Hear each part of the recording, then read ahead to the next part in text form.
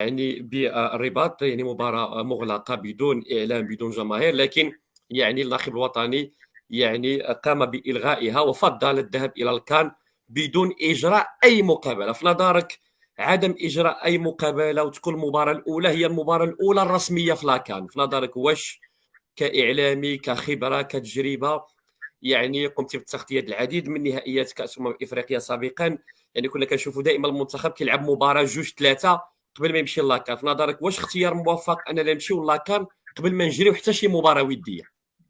انا في اعتقادي المتواضع مادام يعني كاس افريقيا على الابواب بقي فقط اسبوع، فاعتقد المدرب ربما لم يريد المجازفه، لان ربما تكون هناك اعطاب، ربما يعني تفادي الاعطاب في هذه الاجواء من الافضل. يعني ما يجريش مقابله وديه واعداديه اسبوع اللي بقى انا اتفق لو كان المباراه برمجت مثلا 3 اسابيع قبل انطلاق المنافسه، هذا يمكن القول على انه هناك تفاهم.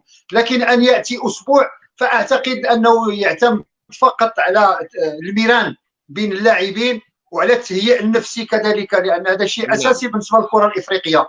ما بقاش فقط غير التهيئ من الناحيه البدنيه ومن الناحيه التقنيه، من ناحيه فتهيئ نفسيه اللاعبين، لان خصهم يامنوا بالقدرات ديالهم، يعرفوا على ان المنتخب المغربي راه كل المنتخبات كتوجد باش تهزم المنتخب المغربي. علاش؟ صحيح. لان الاحتلال ديالو المركز الرابع في مونديال قطر 2022 جعلوه منتخب رقم صعب في المعادله في كره القدم.